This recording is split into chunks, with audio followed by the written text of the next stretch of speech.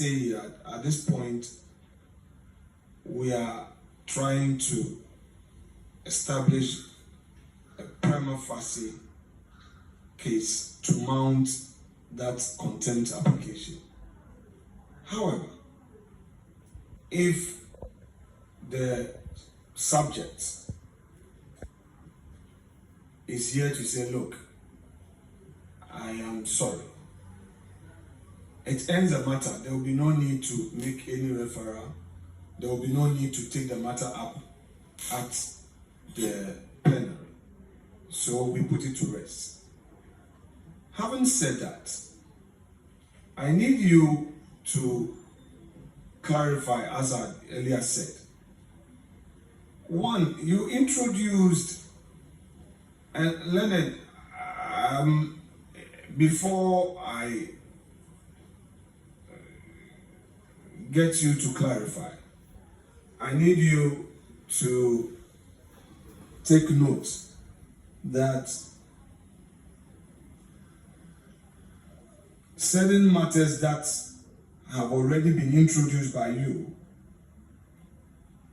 give rise to some inquisition. So in asking you to clarify, I'm giving an opportunity still for you, if you so desire, to put all strenuous matters that were earlier introduced to a peaceful rest, if you so desire. So one, you had said that your client was only a whistleblower, was being a whistleblower. To say your client is a whistleblower, meaning that he's exercising his rights in law, having come across an issue as part of his democratic right to enrich democracy, he has decided to blow the whistle. To blow a whistle must be founded on something. So, Leonard Counsel, I would want the first point. Would you want to take away that aspect of your earlier submission to the effect that your client was a whistleblower? Would you want to take that away so that we can deal with? Would you want to withdraw that aspect? Mr. Chairman, with all due respect, it is the last thing my client will want to withdraw. It is the last thing my client will want to. He's instructed me. I've indicated that as a citizen, either by law or as civic responsibility, he feels obliged to draw attention by any means possible to ills or ill wrongs going on. This is a great institution of state.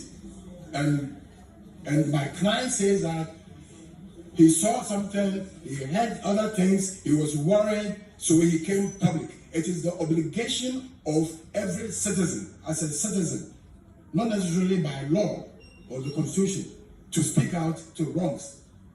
If in the process of articulating that wrong, there's an assumption that he erred, he says he's prepared to apologize. It doesn't mean, it doesn't write off what he said, he saw, or he heard. So, with all due respect, Mr. Chairman, if I may just make a small point, with all due respect. Mr. Atwata, hold on, sir. Please, sir, Nana Ato does it. Yes. Sir, all of us here, we come several generations after you in this enterprise of politics.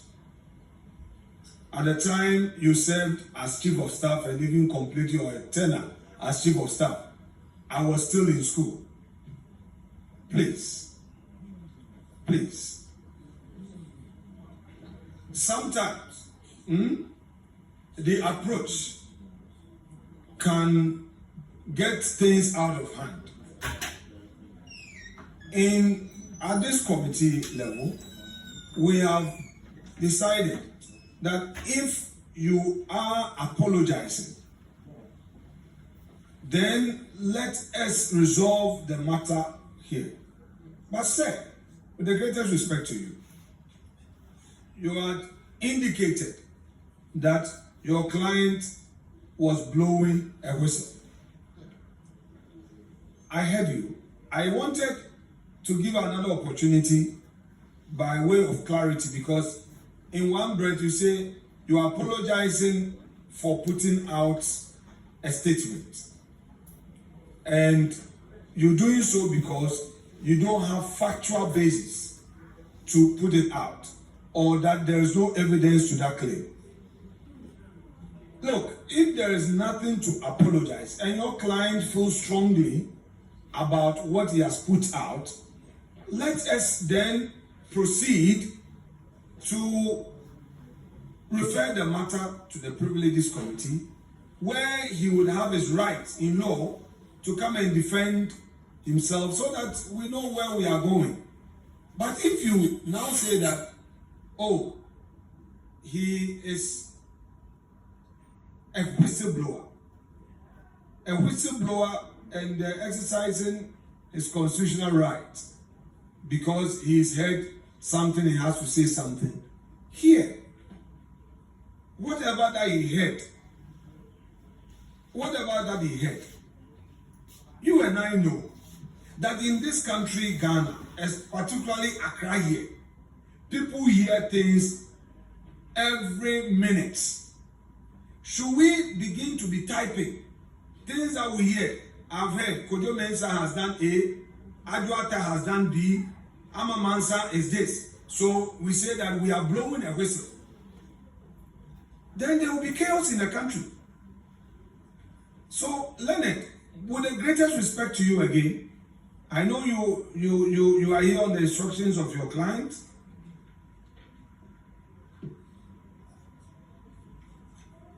I'm asking you, would you want to take away that aspect of your submission, which you condition on your apology, that he was acting as a whistleblower?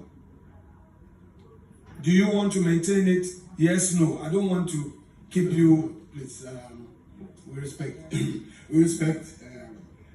50 years at the bar. I'm entitled, with all due respect, to appear to understand the processes being here.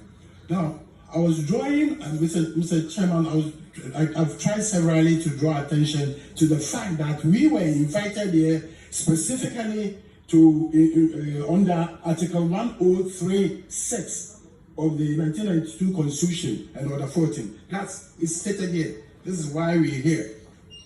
We have not been brought here under Article 124, which is the general realm of contempt against Parliament. Article 124 would have had the right, as honorable minority say, to explain everything. Now,